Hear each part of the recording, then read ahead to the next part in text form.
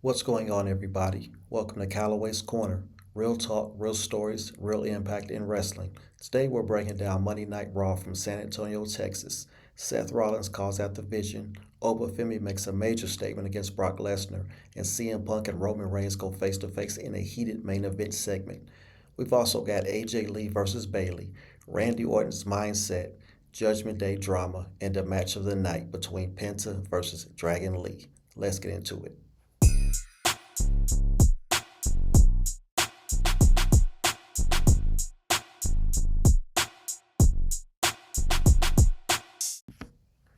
So we begin Raw with all these hooded men showing up, and Seth Rollins steps into the ring. Now, Seth Rollins says he created the vision and he will kill it. Seth says, if you stand by Paul Heyman, you are marked for death. Paul Heyman comes out and says the rule around here, if you screw with him, if you put your hands on him, it's FAFO. And he kept saying FAFO. And I was wondering, like, where is he going with this? Is he going to say FAF5, which is exactly what he does? And as soon as he says FAF5, Brock Lesnar's music hits, and Brock Lesnar comes out. Now, Brock Lesnar comes out and suplexes all the hooded men. I mean, it's suplex city all over the place. So then he's face to face with Seth Rollins in the ring, but Seth Rollins doesn't look concerned at all.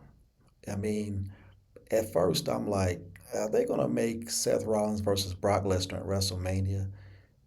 In the back of my mind, I'm like, I don't think they would do that. It wouldn't even make much sense.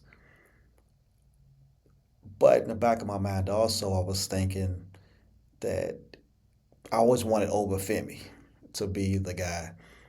I didn't think the Oba Femi would go through Rusev that fast last week, I think. So then the lights go out, and of course, Oba Femi's music hits, and everybody's excited. So Oba Femi comes down to the ring, with that strut and that music, and Brock Lesnar looks worried. He looks pretty worried. He's looking, at Oba. He's worried about Oba, and he's also worried about Seth. So Oba and Brock are now face to face. Seth starts walking towards Brock, with this smile on his face. And as Brock turns turns towards Seth Rollins, Oba Femi hits Brock Lesnar with a power bomb, and Oba Femi stands over Brock Lesnar and puts his foot on Brock Lesnar's chest and points up to the WrestleMania sign. So at WrestleMania, we're not going to have Oba Femi versus Brock Lesnar, and pretty much like everybody thought. They hadn't had me going a little bit. I really thought they were going to go in a different direction with Brock Lesnar, but it's going to be Oba Femi versus Brock Lesnar, and that's going to be a really good match. Our first match is El Grande Americano versus the original El Grande Americano. I've been more interested with the Americanos since the original El Grande returned. I did like the feud that the Americanos had with Javon Evans. I just didn't think it was going to go too long. I just think that Javon Evans is getting so hot that the WWE probably want to put him in another storyline or something. But I did like those matches a lot. But it is good to see the OG, Chad Gables, the original El Grande Americano, back in the ring, and especially feuding with the other Americanos. So OG, the original El Grande, controlled most of the match until Bravo interferes and puts that metal plate inside the mask of El Grande Americano. So when the original El Grande uh, comes off the top ropes with a flying headbutt, it knocks him out, and El Grande Americano gets the pin and the win.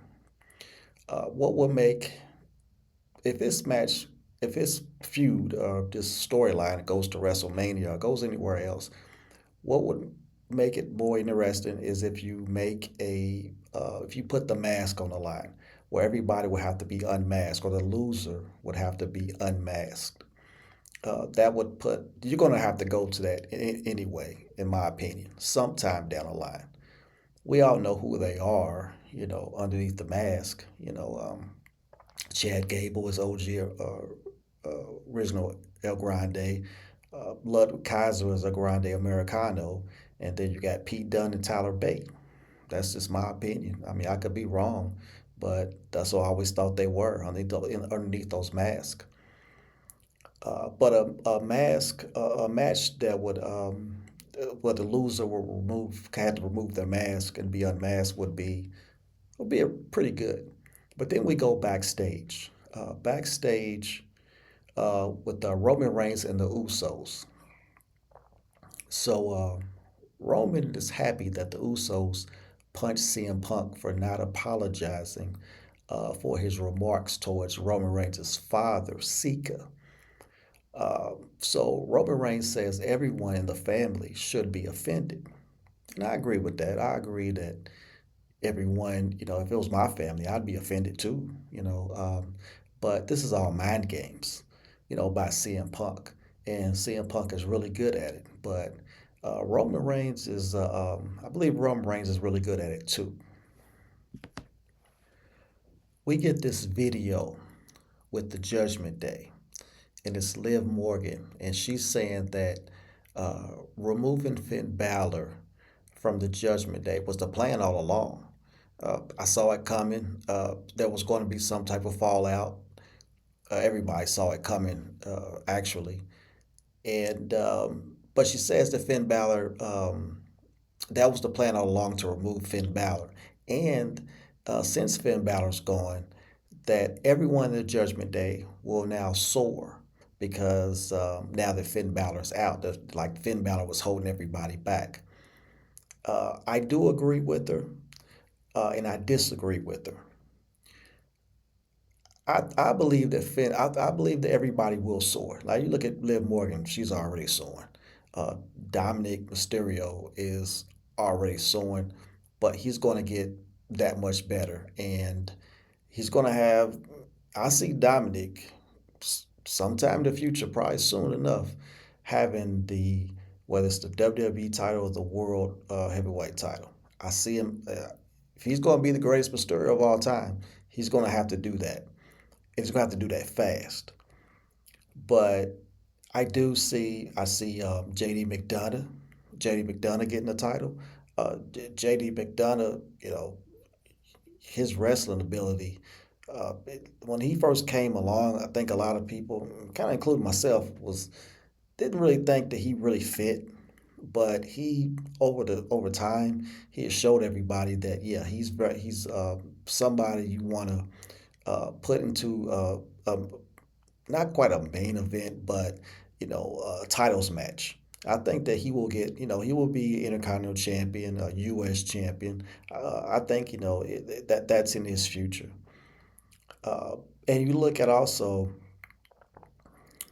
Raquel Rodriguez and also Roxanne Perez, but I haven't seen her in a while. Don't know what's really going on with her, but Raquel Rodriguez, she's definitely going to be women's champion sometime soon. I actually see a fallout coming up with Liv Morgan and Raquel Rodriguez. It just kind of seems like it. They always reminded me of Shawn Michaels and Diesel. I think maybe it's what they get their inspiration from or something, but they just kind of seem like it. But I think that there will be a fallout somewhere in the future. But before all that, we have to have Finn Balor. Um, Finn Balor's got a soar. He hasn't been world champion or a WWE champion in like 10 years or so. And he wasn't champion very long when he got that title back then. And I've been pushing for Finn Balor for a long time. I thought that the Judgment Day held him back because while uh, getting everybody else was soaring, he was kind of left in the dust. And when he had that match with CM Punk, especially in Belfast, I thought that was the night that he was going to win that title. Uh, he didn't win, but at least they brought back his old music, the music that the music that the Finn Balor music that I've always loved, and they kept it around. But I think Finn Balor's going to soar now. I think that he doesn't have much longer left, probably, and he's becoming one of the veterans. So I do think that he's going to have his push come soon enough. He's going to have a major title, whether it's a WWE title, the World Heavyweight title. It's going to be coming in the next couple of years. It's in my opinion, but I'm strong on my opinion on that. But um, but that was a very interesting video. But then we go to a match with AJ Lee versus Bayley for the Women's Intercontinental Championship. Now, Bayley needed this match to get to WrestleMania. But unfortunately, Bayley taps out to AJ Lee's Black Widow. What's next for Bayley? I really don't know. Maybe Bayley versus Lyra, but I don't think we have enough time for that to build uh, for WrestleMania, unless they start pushing it like next week. But I really don't think that it's really built up enough to get to WrestleMania. But maybe Bayley and Lyra will be in some type of uh, women's tag team championship match uh, at WrestleMania. Maybe they build up with Bayley and Lyra and uh, uh, Nia Jax and Lash Legend, and then add maybe a couple of other tag teams. Uh, it might be a fatal four way or something, or a triple threat tag team match or something like that. But that's what I see. If Bayley's going to hit WrestleMania anytime, if she's going to be at WrestleMania, that's where I think that it'll be in a tag team match with Lyra Valkyria. So then, I don't know. I was watching this, Raw on, of course, it's on Netflix. Everybody was watching on Netflix, right? But I had a commercial, and when it came back, I see Becky Lynch attack AJ Lee, and she's already attacked her. I mean, she's just beating AJ Lee down, and Becky Lynch has clearly lost it. She has clearly lost it because AJ Lee has now gotten all in her head, and I guess Becky Lynch feels like the AJ Lee has gotten the best of her. So, you know, do I see Becky Lynch beating AJ Lee at WrestleMania? No, actually, I don't. I think they'll keep AJ Lee champion for a good while, and because she's got other matches that she needs to, but other opponents that she needs to defend that title against. You know, I hope so. I hope she can keep it for a while. But I would love to see AJ Lee and Becky Lynch one more time at WrestleMania. So one of the most of Monday Night Raw, the most interesting things that they talked about that was covered was this video of this. They showed this video of this incident that happened between Randy Orton, with Randy Orton turning on Cody Rhodes on last week's SmackDown. The Viper is back, and we see Michael Cole. We're going to see Michael Cole interview Randy Orton later tonight. I'm very interested to see what Randy Orton's going to say. Penta sends out an open challenge. Now, Penta is the new Intercontinental Champion, and he sends out this open challenge, and guess who answers it?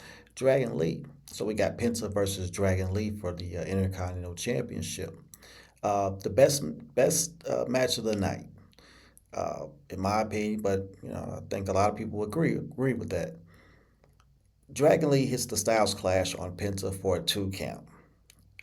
I hope that no disrespect, obviously, to AJ Styles, but I mean, I hope that maybe AJ could pass that move down to Dragon Lee, because Dragon Lee has been using the Styles Clash for quite some time, but he only gets a 2 count, and then Penta hits the Penta Driver. for a 2 count. This which surprised me. I thought that Penta had the win with that move. Then Dragon Lee does a suicide dive on Penta outside the ring and landing on the announcer's table. Gets the fans on their feet. And Dragon Lee hits the Operation Dragon on Penta, and he gets a 2 count. So then, well, but towards the end of the match, Penta hits the Penta driver out of nowhere, and he wins the match. And this is well, sometime in the future, Dragon Lee will have a singles title. You saw how Dragon Lee uh, faced off against Gunther. And I mean, of course, Gunther got the best of him, but it did elevate Dragon Lee. And I hope that, the WWE just doesn't let Dragon Lee just kind of just sit, you know, kind of sit on the back burner. I think it's a good time to push Dragon Lee. But that was a good match between him and Penta. Another match I would like to see involving Penta or Dragon Lee, I would like to see Penta, Dragon Lee, and Ray Phoenix, and maybe in a triple threat match. I think that would be really good. But if you kept it to Penta versus Dragon Lee or Penta versus Ray Phoenix, would be a really good match. Obviously, I know Penta and Dragon Lee already was a good match, but Penta and Ray Phoenix is something that I think that a lot of us are waiting on as well in the WWE. Then we go backstage. We see the Vision and Paul Heyman. And Austin Theory promises Paul Heyman that Seth Rollins is a dead man. Heyman would rather have Austin Theory and Logan Paul go after the Usos Tag Team Championships. Kind of light bulb went off when he said that. Uh, then they will have leverage uh, to go after singles titles. If the Vision gets the tag team titles, in the opinion of or the vision of Paul Heyman, if they get the tag team titles, so they can go after singles titles, which will give the Vision more power, obviously, because whoever has the titles has the power, right? So the light bulb, though, kind of went off because it has something to do with the Usos. It is something that's just been in my mind for a while. But could this lead to, if you think about it, could this lead, if say the Vision gets the tag team titles, what happens with the Usos after that? Could we finally get the reveal of who attacked Jey Uso and who attacked Jacob Fatu? My uh, first thing popped in my mind, well, first person, uh, well, maybe the second person popped in my mind. It could be Zilla. Could it be Zilla Fatu? Could Zilla show up as the person who attacked both of them? Could be. I mean, it's somebody who knocked the teeth out of Jacob Fatu. But my money would be on Jimmy. My money would be on Jimmy. Jimmy Uso is the one who attacked his own brother and attacked Jacob Fatu. And that's what I hope it. That's a hope they go with. I mean, if you think about it, Jimmy needs something. I mean, I don't know if he'll ever get a push or whatever, but if they do, have him have some type of turn, a lot like Naomi did. I mean, that's his wife, right? So, what do you think that he would rub off on that? So that's why I'm kind of hoping where they'll go with it. I hope Jimmy is the person that they haven't talked about that in a while, but who attacked who and all that stuff, the who done it type stuff. But at least I don't think they have. But if they go back to it, I hope it's Jimmy. Our next match is Maxine Dupree versus Natty. I loved it when Maxine Dupree was Intercontinental Champion. I loved when she was Uh, they're really pushing her, and she was, seemed like it was getting somewhere with Maxine Dupree. And then we saw the heel turn with Natty, and I liked that too. I thought it was very interesting. But where are we going to go from this?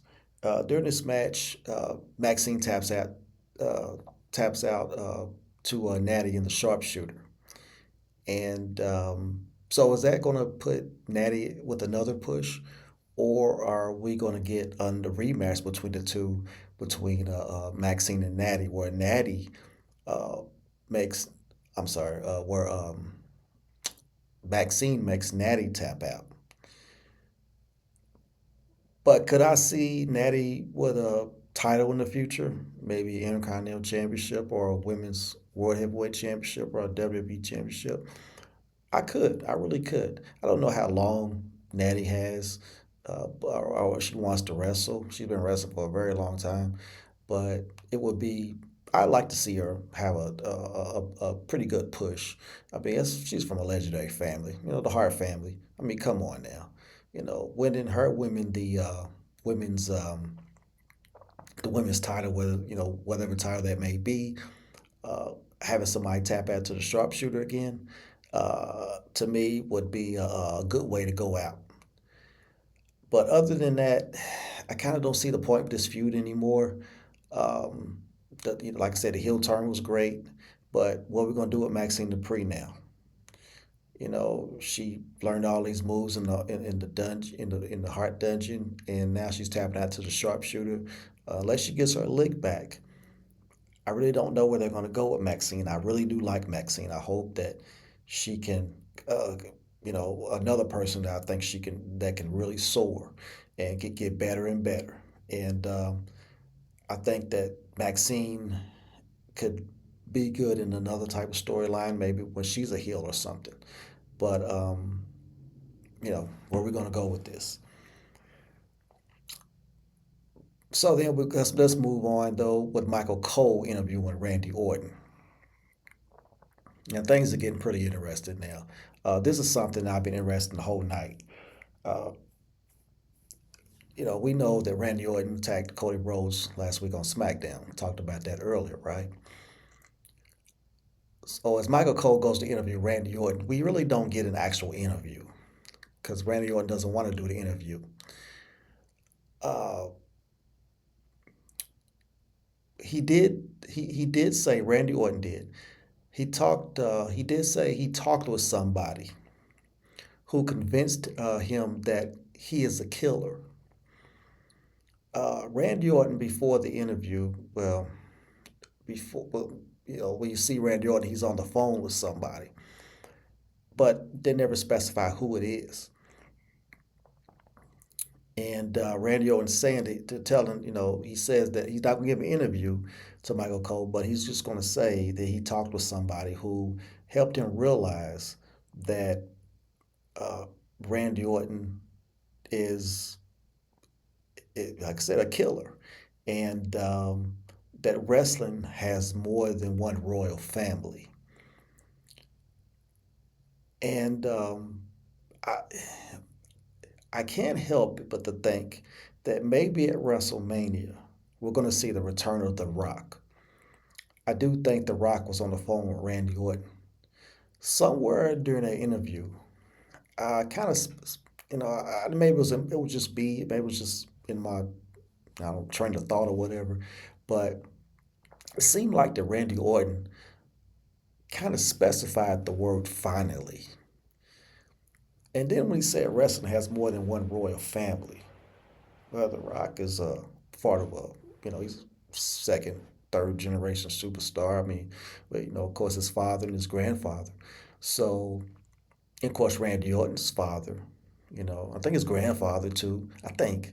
But I know, Cowboy Bob Orton, because I grew up with Cowboy Bob Orton and stuff, and Roddy Piper. But I do think The Rock was on that phone. And I think that at WrestleMania, Rock is going to screw Cody Rhodes again. He did it with John Cena, but that didn't last too long because Cody ended up getting the title back. But I think it's another way for The Rock to come back and screw over Cody Rhodes and help Randy Orton get number 15. And WrestleMania is shaping up. I mean, this WrestleMania could be, I'm hoping it's going to top WrestleMania 40. I didn't like last year's WrestleMania, but WrestleMania 40 was so it was so good. It was a turning point, but we didn't really get much after that. And I think this is a way we can make up for it by bringing The Rock back, screwing over Cody Rhodes. So we go backstage and we see Javon Evans. Um, Javon Evans is telling Kofi Kingston the answer is no about joining the New Day. And then Danhausen shows up and he curses Grayson Waller. Back to Javon Evans. I would like to see. It would be cool to see Javon Evans in the New Day sometime down the line. Maybe I think it will be really good for him to have a different type of edge to Javon Evans. See a different type of personality with Javon Evans. I think that would help him a lot, and that would.